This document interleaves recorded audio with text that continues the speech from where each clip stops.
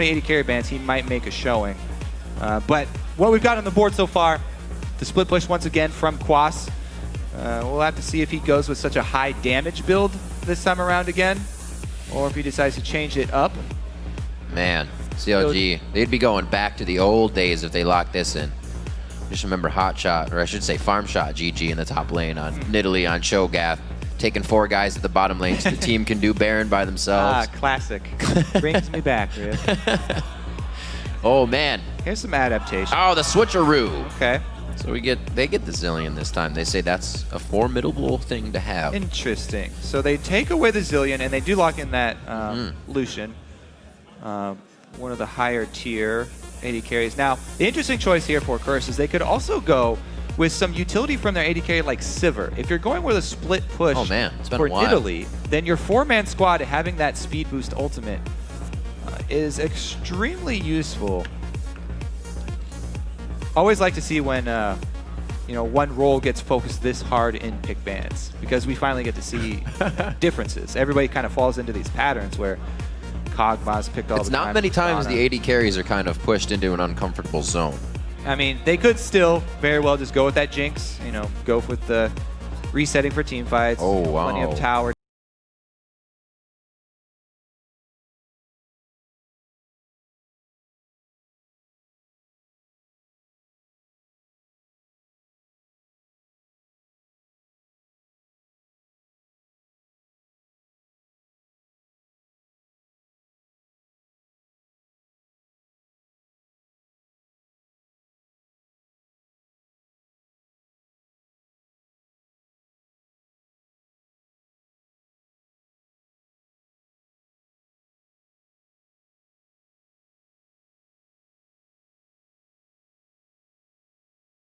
Because so far they've decided to try and steal away from Curse, adapting that way so that Curse can't perform the exact same strategy. Right.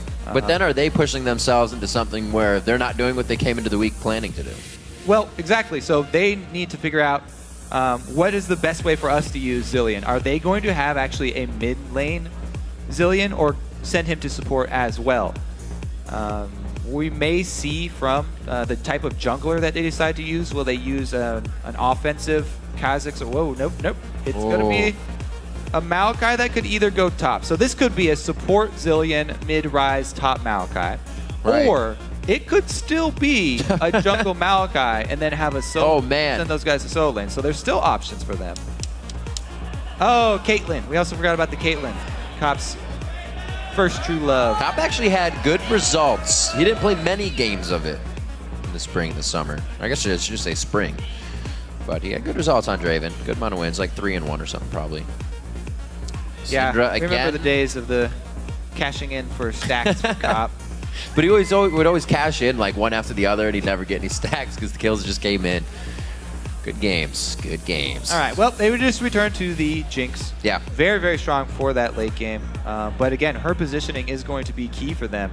There's a lot less leeway for Curse this time around. They are really going to have good positioning with the 4-man squad.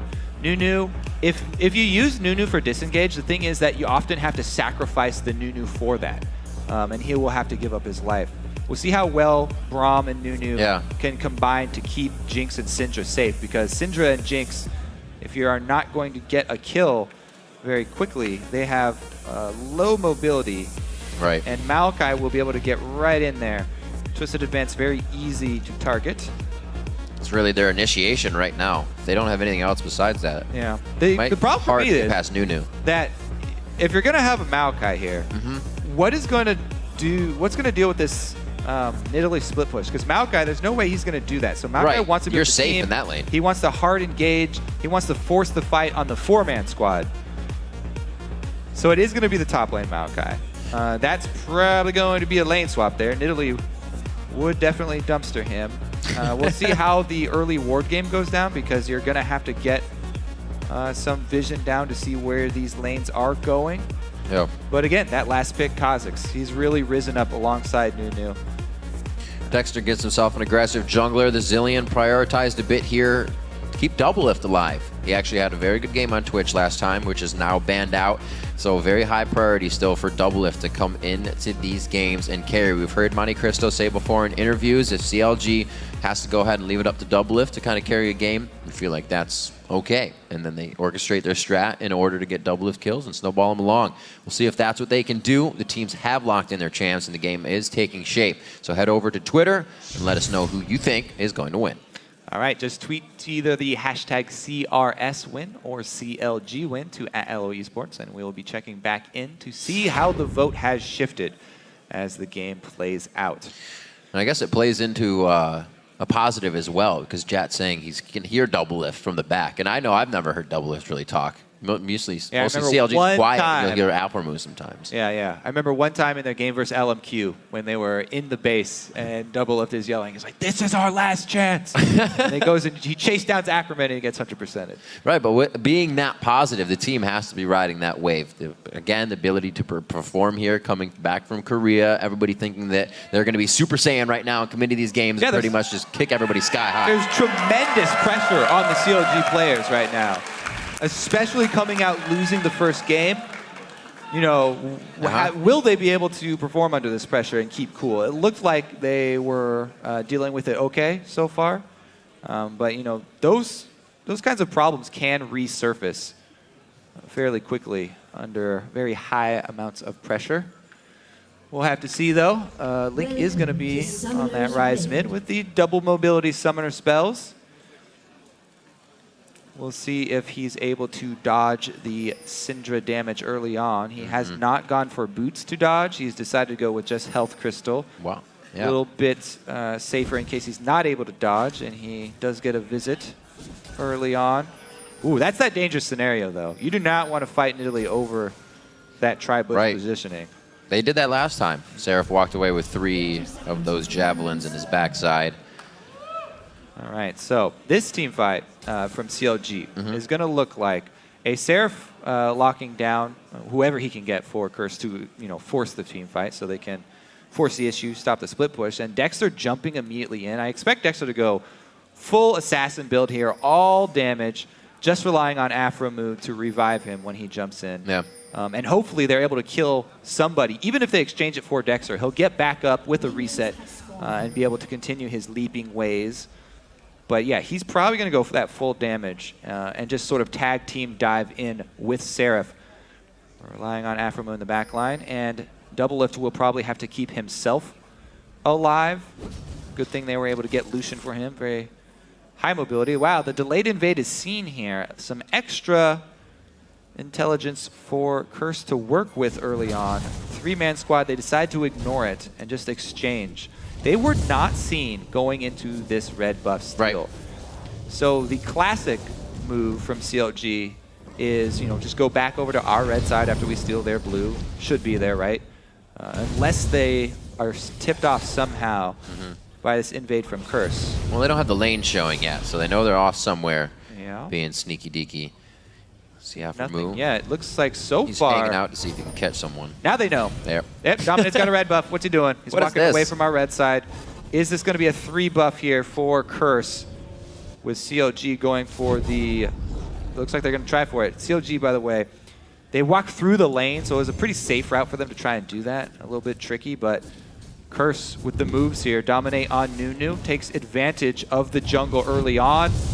And he gets some deep warding done down in the jungle. See if he continues to punish all game long, because he's got a Syndra once again to work off in the mid lane.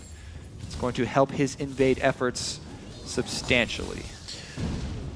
Many of the games, as I rewatched these battles between Curse and CLG, involved, 50, involved Curse invading the jungle every time in the beginning, trying to throw something off the mark to just a normal game.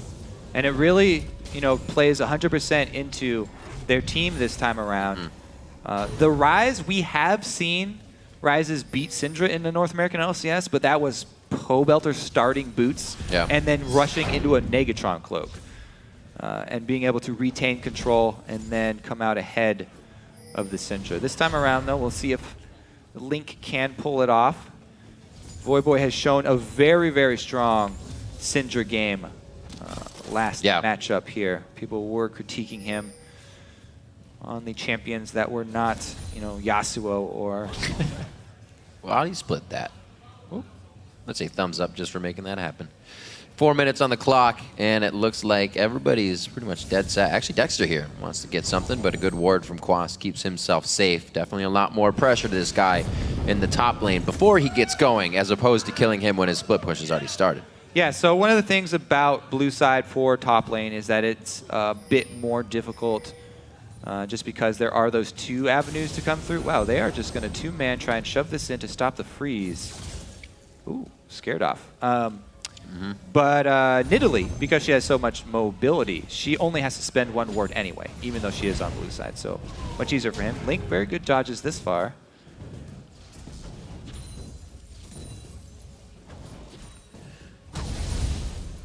All right, we'll see CLG and Aframu. Seraph and Aframu, I should say, in this bottom lane now, not allowing Cop and Xpecial to get any sort of advantage that they did last time. We saw them get a bit of an upper hand onto Doublelift and Aframu, but this time it's a bit more crowd control and they can't keep going on the engagements. Yep, Seraph and Aframu shoving in Cop and Xpecial. Yeah. Trying to make them CS under the turret, but strong use of the Targon to execute there. Able to get everything, and they also position the wave very well for themselves. Close to their turret, but not being shot by the turret. Again, Quas up here has a problem. Lane is frozen very close to the turret by Doublelift. Dexter looks to take advantage. Oh, he got the Ardent Blaze on. He's going to have a little bit of passive movement speed on this. Quas dodges out on the slow for that one. So he does waste a flash there. Dexter, he is making some return trips, though, one after the other. Not quite able to complete that auto attack animation and get the slowdown. Showing top. Curse, predictable reaction. Go for the dragon bottom side and dominate on Nunu. Should be able to secure that. They can also get some really nice vision after this as well. Seeing the Dexter probably backed or is still in the top lane, they should get some forward wards here. This should be safe. They go ahead and get themselves back into a position to continue winning. There's Dominate getting that ward in. And back to the duos. We talk about the things that Quas does that go unannounced. He just drew pressure up to the top lane. This dragon created by Quas because the jungler showed, and they're the ones with Nunu. Quas didn't even have to burn his teleport to get back to lane. I guess that's because it's frozen here, and he's having a hard time. Dexter, since they've already lost the dragon, they don't have to sacrifice any more to continue the camp. Oh, man.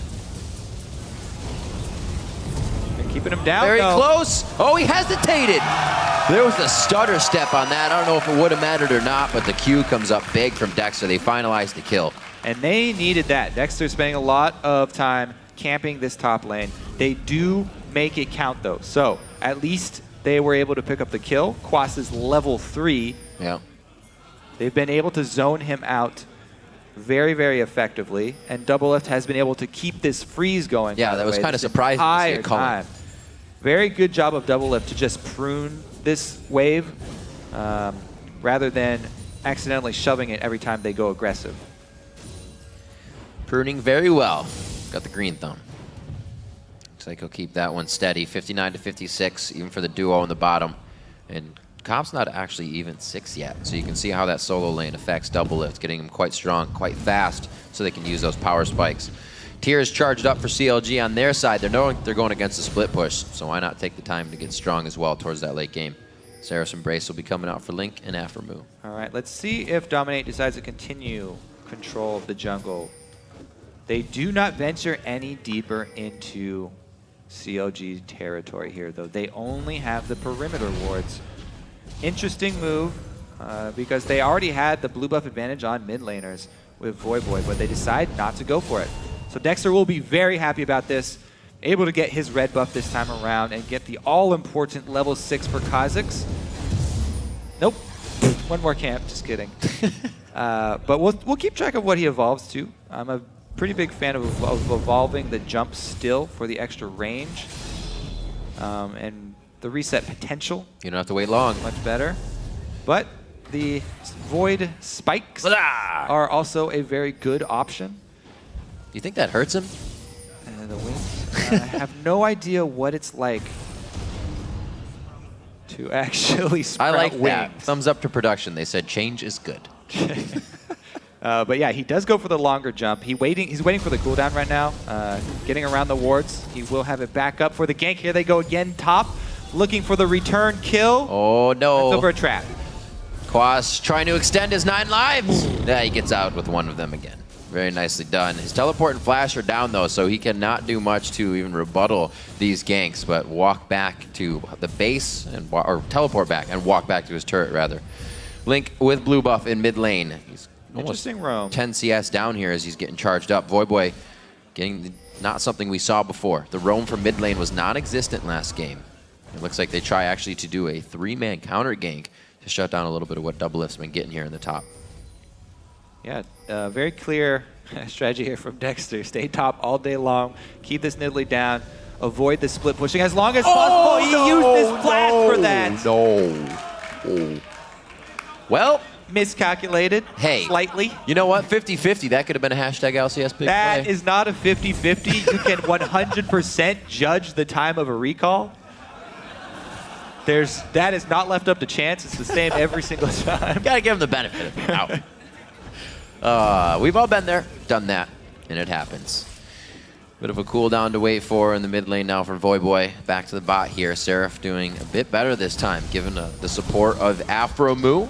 It looks like Xpecial still has no trouble going aggressive, trying to get that concussive blows knocked down. Doublelift switched up to the solo carry role here. Doing a good job for himself. Also, though, nice to be a solo carry when you receive every single gank from your jungler. See if it pays off, because the first blood money did basically pay off for that dragon money and got CLG back up to even here. Really, we'll see if it tells in the effectiveness of Quas later in the game. Can he ever get to that point? Because once again, Wave pushing back towards Doublelift. He's doing a good job starving Quas. You should put a trap in that brush. I don't know. Well, no. The thing is, he evolved his wings, so even if you get close enough to put the trap, you're in range for the jump. So he'll get a jump auto attack slow off either way. It's like so tense when he walks up. Oh. Dang, he tried for it. That is a hard ward to place. You guys didn't see that. Nobody saw that. So, if you place the ward over 50%. Yeah! If you place the ward over 50% through any terrain, then it will jump to the other side. But wards don't jump, Kobe. He had the angle slightly off there. There's only a small point where you can actually get that ward. He scarred it. You can get that ward into that bush if you place it just so. But he fails twice. However, traps do save him. I was wrong about the trap range there. Not able to get the jump off in exchange for it. And he's completely safe. Dexter kind of hesitated. Holy moly. He's back. He's created a whole city up there. It's not just a camp anymore. He's got brick and mortar walls. Dragon number 2 is going to go down in exchange for that camp. He's still got the wards. Starting to garrison up a little bit. He's going to stay and steal white. Since I've been here long enough, I'll take something. So ahead, he grabs that. Quas, if he can continue to stay safe, and they should figure out that Dexter's going to stay up here. It definitely takes some advantages on the other side of the map. Dexter, again, going pretty hard. Obviously, just going to push him out on this one. All right, so this answer, though, is just going to be for the bottom turret. Yeah. So the extra dragon gold will still stay in Curse's advantage. Blue buff numeraire. Oh, no. There we go. As long as it doesn't run back. Boy Bjergsen should talk about how to take that on the other side. Bjergsen did have a little trouble with that yesterday. So but they got it eventually. They did. They did. That's what counts in the end. So we got Infinity Edges on both sides coming out. Doublelift favoring the critical strike a little bit more. Freak actually denouncing tons of damage for Triforce last night in the Challenger Series. He said tons of damage for Infinity Edge. Yeah, that was pretty scary time. But looks like the 80 carries, they're on that boat as well. Let's see how they transition here after their bottom turret's been taken. Yeah. Jinx poke is going to make it very hard to guard a turret, Kobe, when you're down to half HP before it happens. So mid will fall here. Opened up like a Christmas present. Mad pressure! He got it off. He got it off. He's shifting time. Good slow. Whoa! Tries to flash over that. Their chrono He shift is still down. got One is slowed down. here. Dexter goes in, but he has no kill potential, so he's forced to flash out on that one. Nobody can follow him. Getting a little too hypey on that, and they're going to go ahead and get a double kill. Cop gets excited. That is very bad news for CLG. Losing faith here. They decide to re-engage after no chrono shift, and Aframu is basically out of the fight. They don't really have damage in their builds going into these fights yet. Plus, not only did they engage the losing fight, but they engaged the losing fight with teleport and flash from both of their divers. Yeah, that's true. Unfortunate. Tears don't do damage. Tears are delicious. 14.5 on the clock. Huh. Curse cleaning up those tears right now. 2-1. The game is not out of the hands of CLG by any means yet. Cop doing a great job. Passive attack speed to just drop turrets. Curse is getting all the control they want here in the mid game. So waiting around a little long here, though. Several members of CLG are coming up. What? Whoa! Oh, so several members of Curse are coming up as well. Cop takes a bit of damage there. The ultimate could keep him alive long enough to cancel out Cop. Seraph goes down. Cop's going to say later. He is not freezing for anybody. Curse, can he get Xpecial out alive? Dexter's actually trying to get in range of Cop as well. Cop didn't get out trying to save Xpecial. Both of them are going to go down, and it is going to actually be Link that goes the long haul to pick this up. Double lift. He sees that he could be in trouble in the bottom lane. Yeah, what do they get out of all of CLG's commitment up top, though? Curse had several members in base. Voyboy didn't get anything for it. Dominate was not able to clear wards. They did defensively ward up their top side, but a pretty clean pickup there for CLG. Reinforcements arriving in time to answer for Seraph. So they do get one extra. Got to be careful here. He's messing with RNG, hoping he crits more than Nidalee hits. Well, also the thing is here that this Nidalee, they've kept him down so much. He's 2 levels under double lift. So again, here we see Seraph. Seraph knew that he had the team coming in, but they were a little bit too far behind. And Aframu, doesn't look like chrono shift was up. That may have been the miscommunication there. That Seraph was hoping that Zillion ult was available, but it was not. Oh, a little bit of the bait. Nice glacial fissure. No red buff or any damage to come from the outside. Oh, he's so close. He gets the bomb on. That's one of the worst feelings in the world.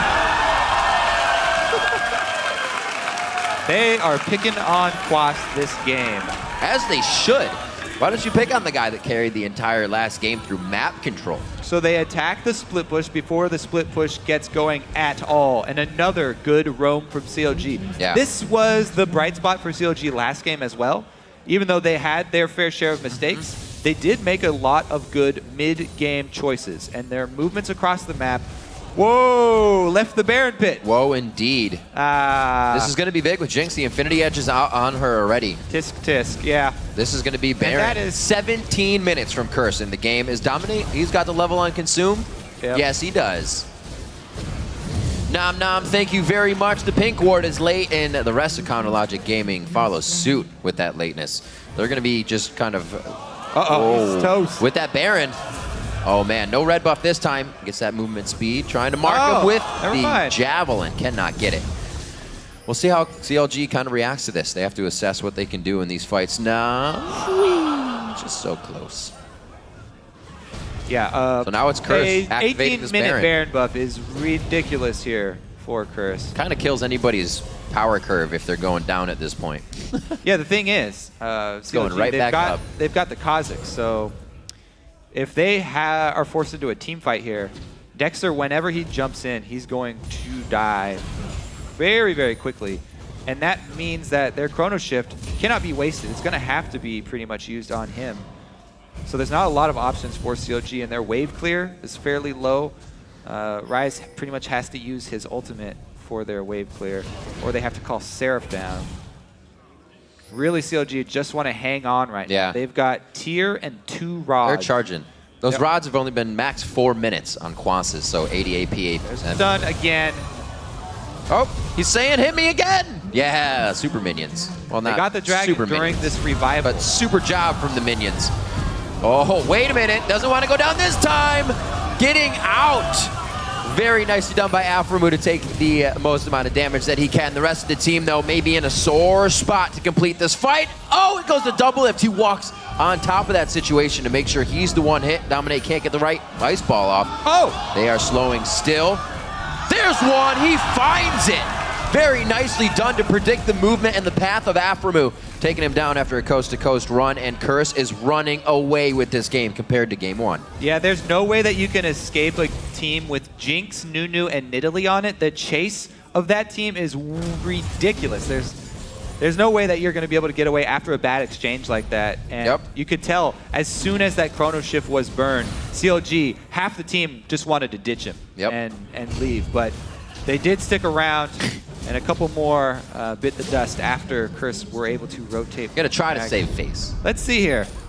4 members versus Blue Buff. Again, Syndra. My word. That's just not even fair. All right, let's look one again. More time. Another Fog of War. Well, he just placed the he ward. was putting that ward down exactly. at the time. So you're right. It's the Fog of War that gained them this pick. They stick around, get the knock-up, get the extra damage, and it buys enough time for the team that was doing Dragon to swing up to mid lane. And now you can just see it in action. The Blood Boils, Ice Balls, Nidalee with her own speed boosts, and Jinx does get a reset to join in the back. All that kind of stuff. Bunch of malarkey. But it's winning. Definitely giving them what they need. This prediction. Whoop. Nicely calculated. As Freak would say, because math. 34 to 29,000.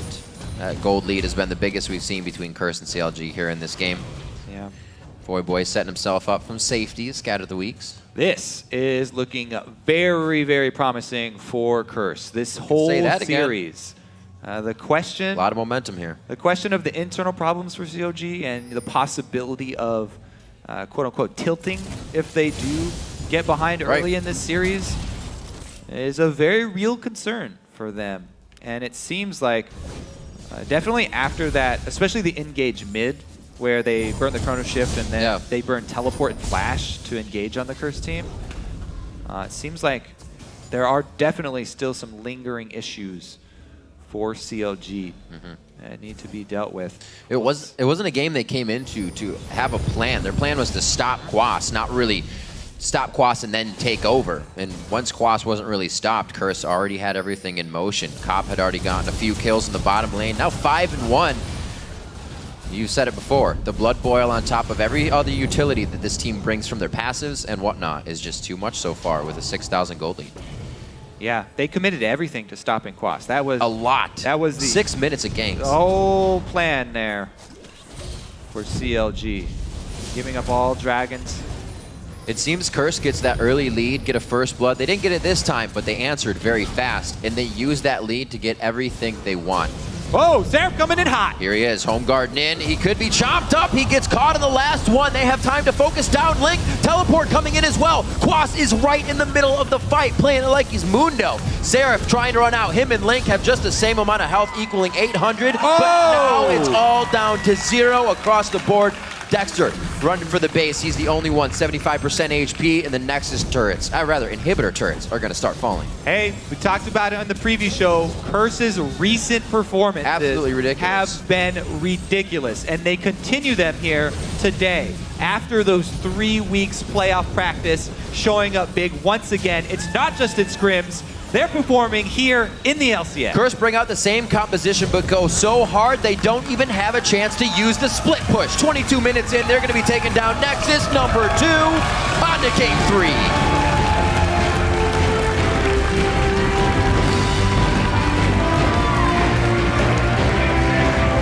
"17-minute Baron." Map control and all the lights for Curse coming into this one. The early invade denying both buffs on that one. They took the blue on the side of CLG for Curse, but getting all the starts that they needed. Champion select for CLG went down to the last second each time, considering all of their picks from